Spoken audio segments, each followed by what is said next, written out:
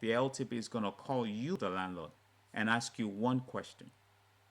If the tenant never offered those extra months, would you have given them your property, your unit, your basement, whatever, to move in?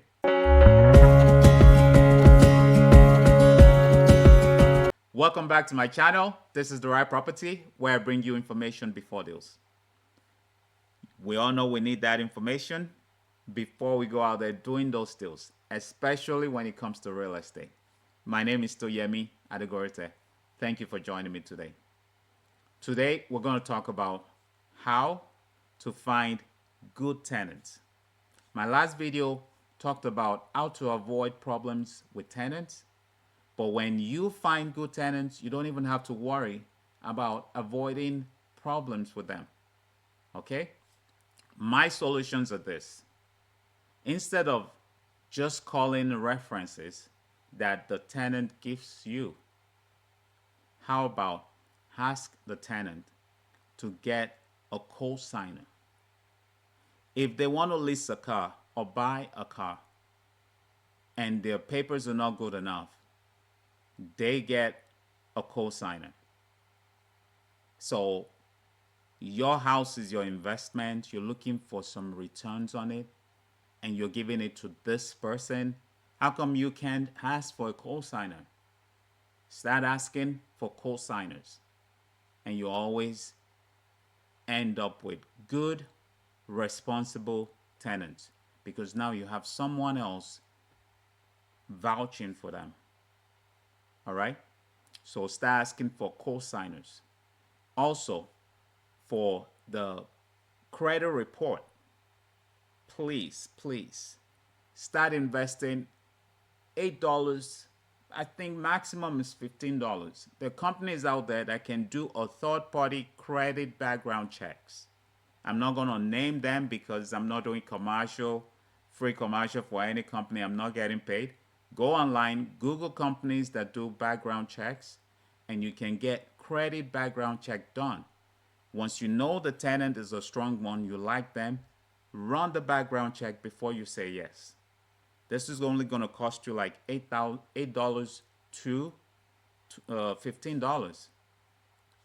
If employers do that, Uber does that, and banks do that, there's no amount of money you walk into a bank to borrow that a bank would not instantly run your credit check.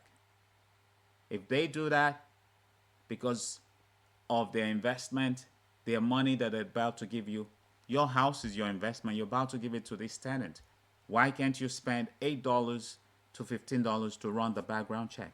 Start doing that. Okay? And finally, what most landlords do to give themselves peace of mind is to ask the tenant to pay extra months ahead. You don't want to do that. That's illegal for a landlord to ask. Okay? But I still see landlord agents asking all over the places, can your client do 4 extra months, 6 extra months? Can your client do a year ahead? All that is wrong legally. Okay? But then, how about the situation where the tenant offers to do that themselves?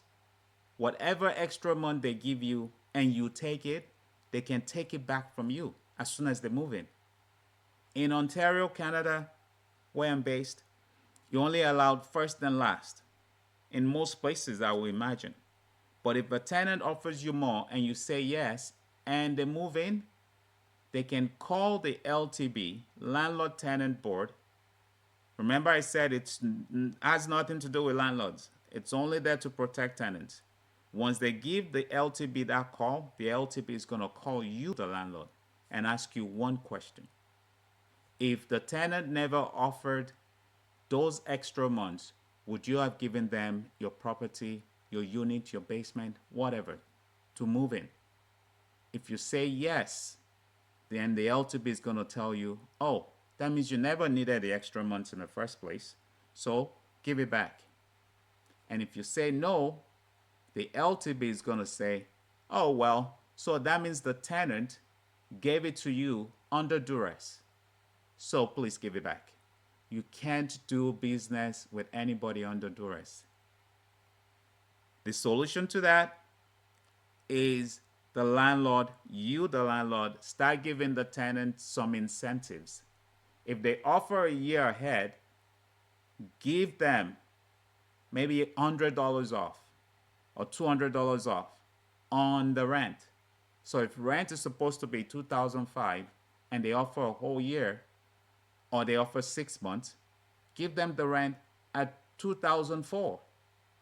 At that point, if they happen to call the LTB is going to explain to them they got into a transaction agreement.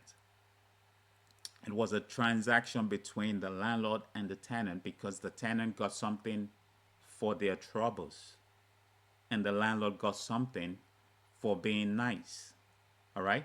So they can make you give that back.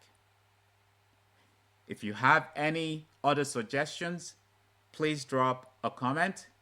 If you like what I'm sharing on this channel and you haven't subscribed yet, subscribe before the video ends. Please subscribe and please share this video if you know landlords, if you know friends that are thinking of renting out their basement. I'm doing this series because most people's mortgages are going up and they're going to be thinking to rent out their basement. And if you rent your basement out to someone that refuses to pay, that mortgage problem will still be on your head. And most likely, your house may go into foreclosure or they kick you and the tenant out. So the last thing you want to do is get a bad tenant. So I hope these few steps, these 3 main points, will help you get a better tenant out there for your property. Because on this channel, all I want to do is see you at the top.